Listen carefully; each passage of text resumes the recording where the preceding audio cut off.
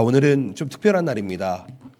창세기 1장 27절 그리고 로마서 1장 26, 27절 말씀을 가지고 종교개혁이라는 말씀으로 함께 말씀을 나누기를 소망합니다. 먼저 이 자리에 함께 예배드리는 여러분들, 우리가 이렇게 하나님 앞에서 함께 예배드리며 말씀을 나눌 수 있음에 감사를 드립니다. 아멘. 여러분, 우리가 함께 예배드리는 우연이 아닌 줄로 믿습니다. 이 자리에 오신 것 하나님의 인도하심이고요, 이 자리에 예배를 드리는 것, 그것도 하나님의 은혜인 줄로 믿습니다. 저는 오늘 이 짧은 시간을 통해서 함께 말씀을 나누면서 하나님의 말씀을 우리의 말씀, 능력의 말씀으로 받는 귀한 시간 되기를 소망합니다. 여러분, 유튜브나 뉴스, 신문 이런 거 보고 계십니까? 요즘 소셜미디어를 보고 계시면 세상이 정말 빠르게 변하는구나, 그리고 세상이 정말 많이 변했구나라고 느낄 수 있을 것 같습니다. 사실 저도 가끔이지만 1년에 한두 번 한국에 가게 되면은요, 이렇게 주문하려고 해도 쉽지가 않더라고요. 사람이 주문을 받지는 않습니다. 키오스크라 그래가지고 이런 판넬이 있습니다. 그래서 자기가 먹고 싶은 걸 자기가 누르고 자기가 결제하는 시스템으로 되어 있습니다. 참 저도 그래도 젊은데 한국에 가서 참 적응하지 못할 때가 참 많이 있거든요. 정말 세상이 많이 변했구나, 빨리 변하는구나, 나도 따라가기 벅차구나, 이런 생각을 할 때가 있습니다. 여러분, 우리가 변화하는 세상 속에서 변하지 않는 하나님의 진리와 사랑을 붙들기 위해서 사실 우리는 이 자리에 모여 있습니다. 여러분, 오늘이 어떤 날인지 아십니까? 설교 제목에서 느끼셨겠지만 오늘은 종교개혁주일입니다. 종교개혁주일은요, 매년 10월 마지막 주일을 종교개혁주일로 지키고 있습니다. 주로 우리 개신교라 하면 카톨릭으로부터 빠져나온 종교를 개신교라고 이야기하는데요, 종교개혁의 역사적 의미를 기억하고 감사하는 날이 바로 오늘 종교개혁주일이다라는 것입니다. 그렇다면 1년에 한 번 정도는 우리가 종교개혁에 대해서 한번 생각해 보아야 하지 않나, 이런 생각을 해보게 되지요. 이 날을 우리가 근거를 찾아보게 되면 1517년 10월 31일 독일의 신학자였던 마르틴 루터가 95개조 반박문을 베텐베르크 성문에 게시한 사건으로부터 시작이 되게 됩니다. 이 사건을 통해서 중세의 카톨릭 교회, 그들의 부패와 면죄부 판매 등을 비판하게 되었습니다. 그러므로 인해서 거기서부터 시작된 게 무엇이냐, 바로 종교개혁이다라는 것이죠. 종교개혁의 시작을 알린 중요한 그 kit가게가 되었습니다. 시작이 되었습니다. 내용은 이렇습니다. 신앙의 본질로 돌아가자. 성경 중심의 신앙을 강조하는 그런 메시지가 나타나게 됩니다.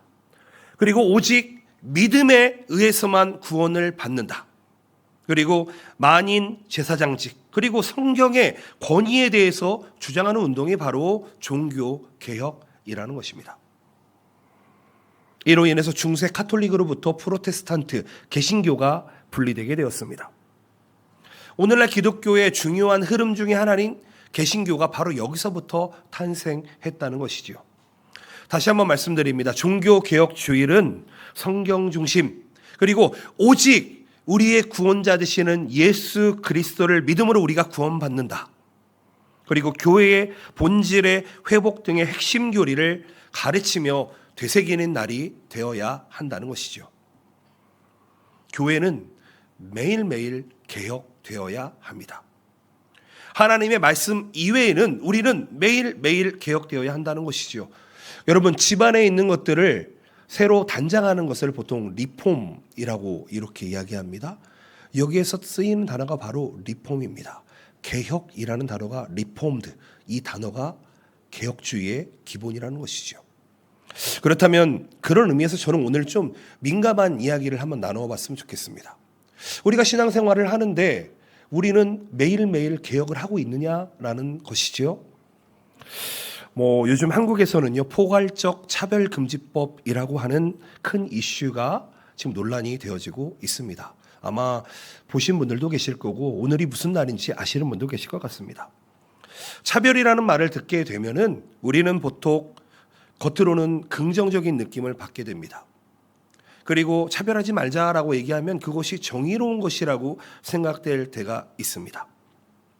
근데 제가 오늘 왜 갑자기 이런 민감한 주제를 꺼내게 되었냐면은 우리 교회가 너무 몰라도 모르지 않나라는 생각이 들게 되는 것이죠. 여러분, 우리는 일본에 살면서 지진을 많이 겪게 됩니다. 그리고 우리는 한 10여 년 전에 큰 쓰나미를 통해서 일본 땅에 많은 영향이 있는 것을 보고 살아가고 있습니다.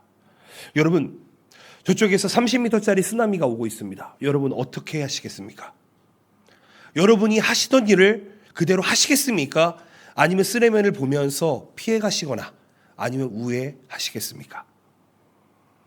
저는 이 포괄적 차별금지법이라는 이 법안이 꼭 그런 느낌으로 다가오게 됩니다. 저는 이 법이 성경적인 가치와 충돌하는 부분이 없는지 신중하게 우리 성도들이 생각해 보아야 할 일이다라는 것입니다. 나와는 상관없어 라고 생각하는 것이 아니라 우리가 이것은 기도하면서 우리가 나아갈 수 있어야 되는 부분이죠.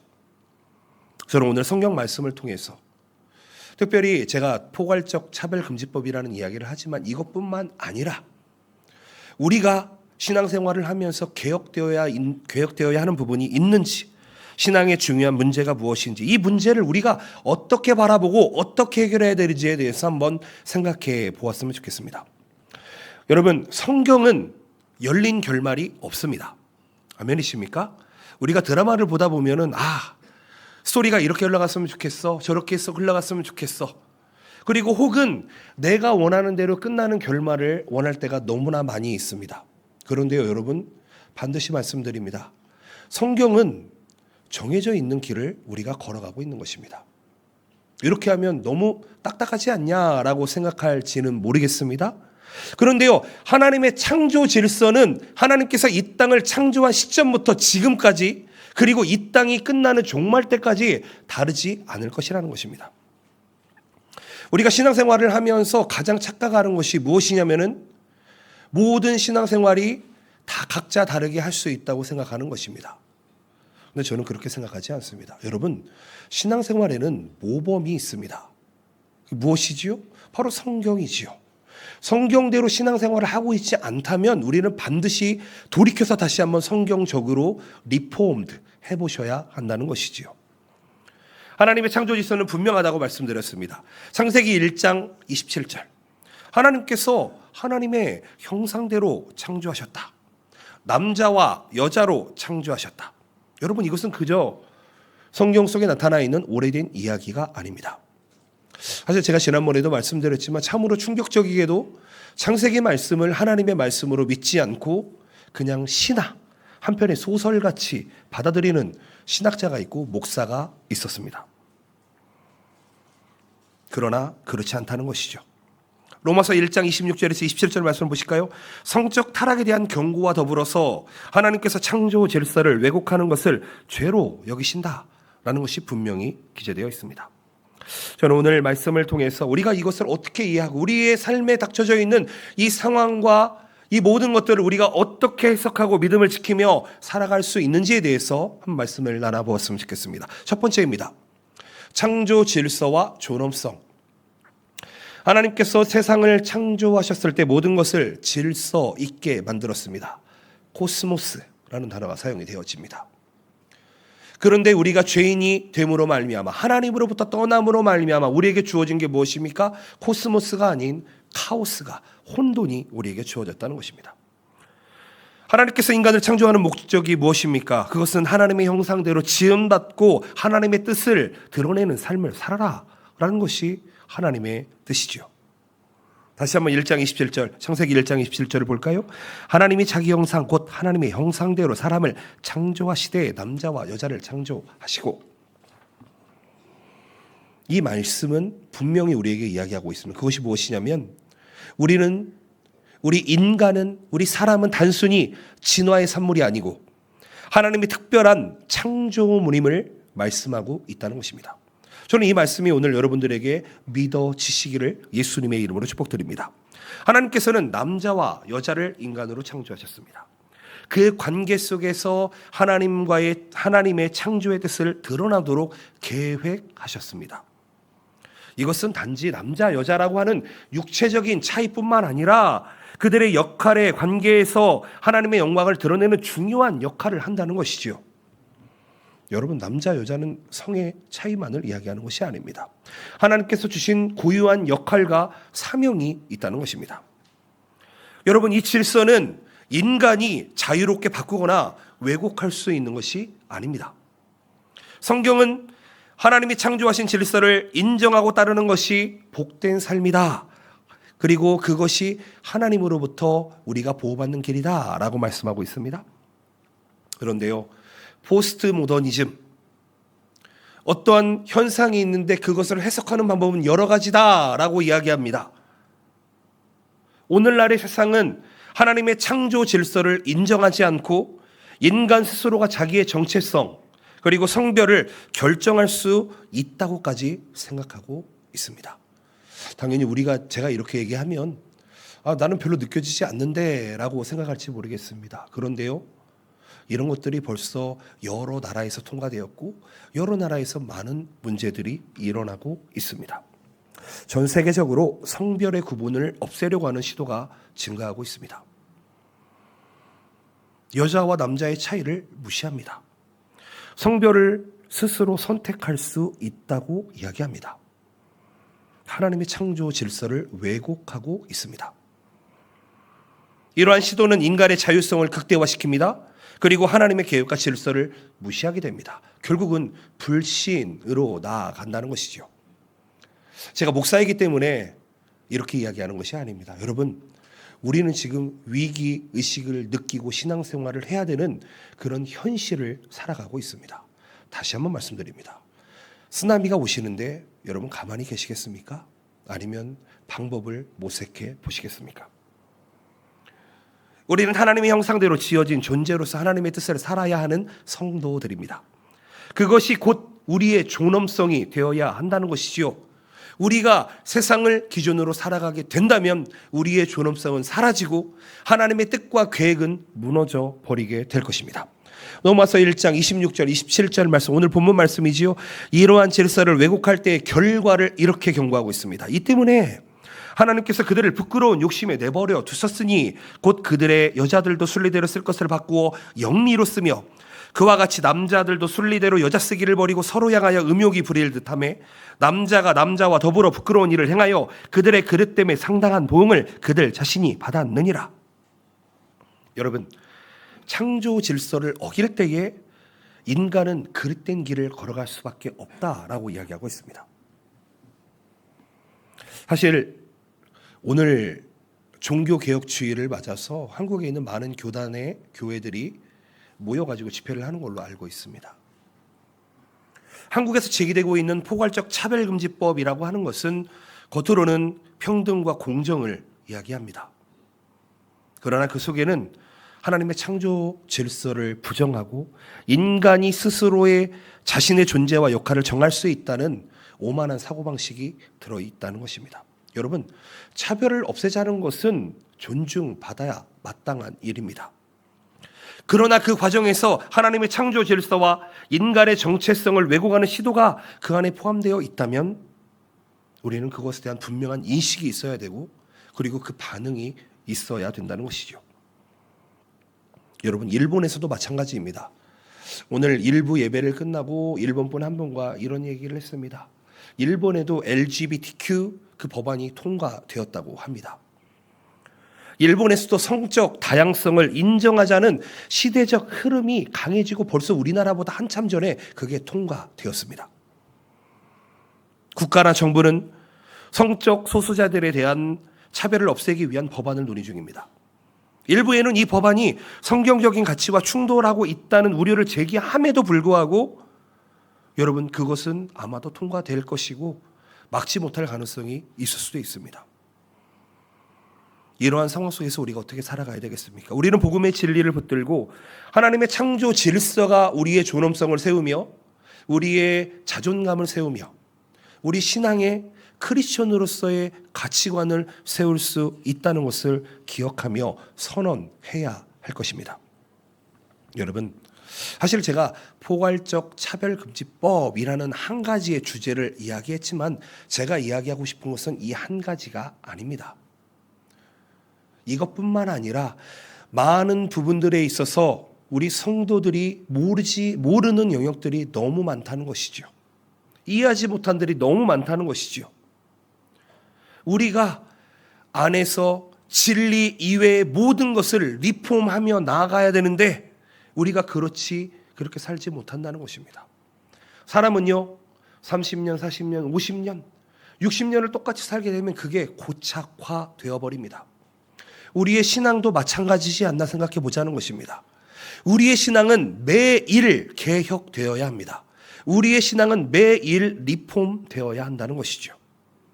예수 그리스도의 진리, 복음, 그것을 제외한 우리 모든 것은 리폼되어야 합니다. 그것을 뭐라고 이야기하냐? 성화라고 이야기하는 것이죠. 우리는 죽을 때까지 기어크, 성화되어야 되는 것이죠. 그렇기 때문에 우리가 오늘 이것을 생각하게 될 때에 하나님의 창조 질서와 존엄성을 지키는 일은 무엇인가? 그것은 바로 하나님의 말씀으로 돌아가는 것, 하나님의 말씀에 비추어 내 삶을 돌아보는 것이 되어야 합니다. 포괄적 차별금지법이라는 법이 사람들을 진정 보호하는 법이 되는지, 아니면 하나님의 창조 질서를 왜곡하고 있는지를 분별하시고 여러분 기도해 주시기를 바랍니다. 아직 한국은 그 법이 통과되지 않았습니다. 그런데요, 여러분, 동성애 결혼이 합법화되기는 얼마 남지 않았습니다. 그렇기 때문에 우리는 언제나 성경적으로 깨어있고 하나님의 말씀으로 깨어있을 수 있으시기를 축복드립니다. 여러분, 몰라서 지은 죄가 되지 않는다고 생각한다면 여러분 그건 큰 착각입니다. 모르는 것도 때로는 죄가 될 수 있습니다. 그 얘기인즉슨 무엇입니까? 우리가 신앙생활하면서 가장 먼저 알아야 되는 것은 우리를 창조하신 하나님에 대해서 알아야 되고요, 하나님의 말씀에 대해서 알아야 한다는 것입니다. 이 말씀을 알 때 우리는 바르게 서서 흔들리지 않고 신앙생활을 할 수 있게 될 것입니다. 아멘. 두 번째로 생각해 볼 수 있는 것은 이것입니다. 죄의 왜곡 그리고 구원의 길이라는 것으로 생각해 봅시다. 세상은 점점 더 인간의 자유 그리고 권리를 이야기합니다. 하나님의 창조 질서를 부정하는 다양한 사상들은 벌써 우리 가운데 들어와 있습니다. 여러분, 청년들에게 한번 물어보시기 바랍니다. 너 동성애에 대해서 어떻게 생각해? 라고 물어보면 그냥 후끈히 보통 이렇게 이야기할 것입니다. 뭐 어때요? 그럴 수도 있죠. 라고 하는 대답을 저는 많이 들어보았습니다. 포괄적 차별금지법을 통해 겉으로는 평등과 인권을 보호하려는 목적을 내세우지만 사실은 그 이면에는 하나님의 창조 질서를 왜곡하는 요소들이 많이 들어있다는 것입니다. 이러한 상황 속에서 우리는 하나님의 말씀을 통해 올바른 기준을 세우고 세상이 제시하는 잘못된 가치관에 사실 우리는 맞서 싸울 수 있어야만 합니다.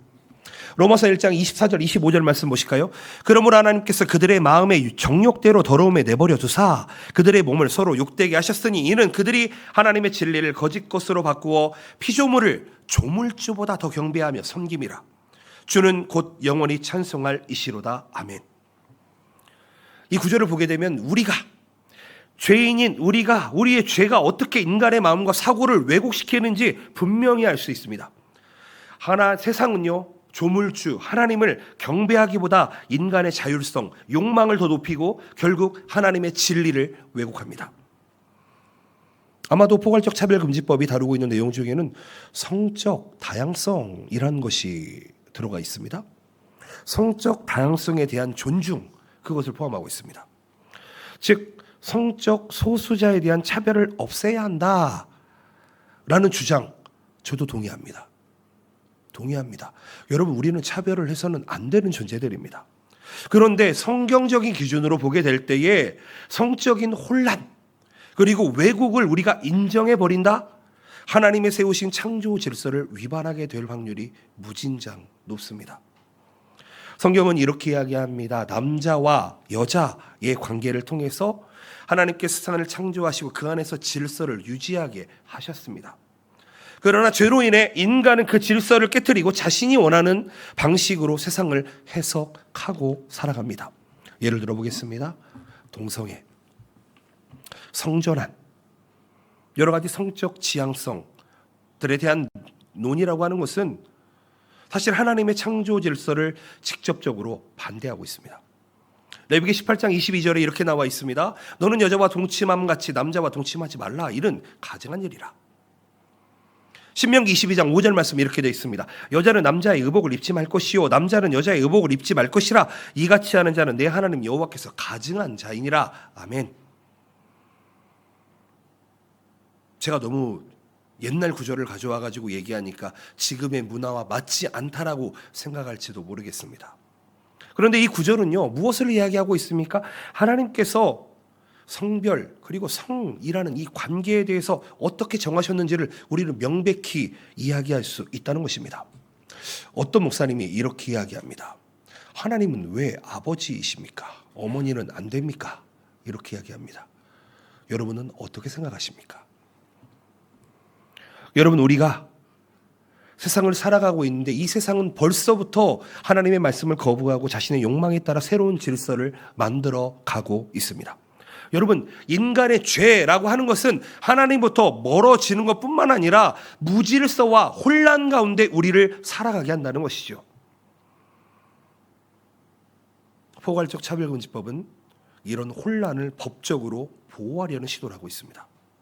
성적인 혼란과 하나님이 정하신 관계를 부정하는 행동들, 오히려 정상적으로 보호받아야 할 대상으로 그들을 끌어오고 있다는 것입니다. 그러나 우리는 하나님을 믿는 사람들입니다. 하나님이 주신 성경 말씀을 신뢰하는 사람들입니다. 성경은 우리에게 분명한 해답을 주고 있습니다. 제가 말씀드렸습니다. 성경은 열린 책이 아니라 닫힌 책이다. 열린 결말이 아니라 닫힌 결말이다. 우리는 죄를 미워하되 죄인에 대해 사랑을 베풀라는 명령을 받은 사람들입니다. 여러분, 하나님의 구원의 길은 사실 우리뿐만 아니라 누구에게도 열려 있습니다. 그 길로 나아가기 위해서는 딱 한 가지만 하면 된다는 것입니다. 그것은 바로 그 죄를 회개하고 예수 그리스도를 받아들이는 것, 그리고 하나님의 뜻에 순종하는 것입니다. 고린도전서 6장 9절에서 10절 말씀을 한번 보실까요? 불의한 자가 하나님의 나라를 유업으로 받지 못할 줄을 알지 못하느냐. 미혹을 받지 말아라. 음행하는 자나 우상 숭배하는 자나 간음하는 자나 탐색하는 자나 남색하는 자나 도적이나 탐욕을 부리는 자나 술 취하는 자나 모욕하는 자나 속여 빼앗는 자들은 하나님의 나라를 유업으로 받지 못하리라. 너희 중에 이와 같은 자들이 있더니 예수 그리스도의 이름과 우리 하나님 성령 안에서 씻음과 거룩함과 의롭다 하심을 받았느니라. 아멘. 여러분, 우리도 죄인이었습니다. 또 모르겠습니다. 지금 우리도 죄를 짓고 있는지도 모르겠습니다. 이 말씀을 통해서 우리 깨달을 수 있는 게 무엇입니까? 그것은 바로 우리도 그들과 다르지 않다는 것입니다. 우리도 죄 가운데 있는 사람들이었습니다. 그러나 여기에서 이야기하고 있는 것이 무엇입니까? 죄 가운데 있는 사람이다 할지라도, 그들이 성소수자라 할지라도, 동성애를 하고 있다 할지라도 그들이 하나님 앞에 회개하고 돌아온다면 회복될 수 있다를 이야기하고 있습니다. 성적 지향성과 동성애가 태어나면서 가지고 있다고 이야기하는 학자들이 있습니다. 때로는 후천적으로 발달된다고 이야기하는 사람들이 있습니다. 근데 저는 한 가지는 말씀드릴 수 있습니다. 죄는 지금부터 있었던 것이 아니라 아담과 하와 시대부터 창세기 3장 시대부터 계속 이어져 온 문제라는 것이죠. 죄라고 하는 것은 하나님과 우리 사이를 분리시키게 됩니다. 이 분리를 회복할 수 있는 방법은 오직 예수 그리스도의 십자가와 부활을 통해서만 우리는 죄로부터 자유롭게 되는 줄로 믿습니다. 중요한 것은요, 우리가 세상의 지식과 세상의 이 가치관에 굴복하지 않고 하나님의 진리를 붙잡는 것이다라는 것입니다. 혹 포괄적 차별금지법이라는 같은 법안이 우리에게 다가온다 할지라도 우리는 그 법안을 단순히 그냥 하나의 법이구나라고 생각하는 것이 아니라, 혹은 그게 죄를 합리화하고 하나님의 질서를 무너뜨릴 수 있는 그런 부분이 있지 않는지 면밀히 검토하고 여러분, 막을 수 있으면 막아야 되지 않겠습니까? 성도들은요, 사랑과 진리 안에서 바르게 판단할 수 있어야 합니다. 그리스도의 마음으로 세상에 하나님의 뜻을 선포하는 것이 우리들 성도가 되어야 한다는 것이죠. 다시 한번 말씀드립니다. 죄는 세상에서의 구원을 왜곡시킬 때가 있습니다. 저는 이 자리에서 말씀드립니다. 혹 차별금지법이 통과되어서 예수 그리스도가 구원이라고 이야기했을 때 저에게 불이익이 있다 할지라도 저는 그렇게 선포할 것입니다. 이 세상의 구원의 길은 오직 예수님밖에 없습니다. 그것이 성경이 우리에게 이야기하는 것이고요. 우리는 그것을 믿고 나아갈 수 있어야 한다는 것입니다. 그리고 우리뿐만 아니라 우리 가족들, 우리 주변에 있는 많은 사람들에게 그 복음, 복된 소식을 전할 수 있어야 한다는 것입니다. 여러분, 제가 이 자리에 서서 지금 이야기하는 것이 포괄적 차별금지법을 반대하자라는 이야기가 아닙니다. 단순히 반대하는 역할로 끝나는 것이 아니라 하나님께서 우리에게 주신 참된 진리를 세상에 드러내자 말씀드립니다. 말씀을 맺었으면 좋겠습니다. 오늘 이 자리에서 함께 예배드리신 여러분, 이 종교개혁주의를 맞이해서 저는 한 가지 문제에 대해서 한번 생각해 보자라고 말씀드렸습니다. 하나님의 창조 질서, 그것이 우리에게 회복되어 있는지 한번 돌아보자는 것입니다. 우리 안에 있는 죄, 이것이 혹 왜곡되어져 있지는 않는지 돌아보자는 것입니다. 차별금지법에 대한 문제는요, 단순히 사회적 이슈를 넘어서게 됩니다.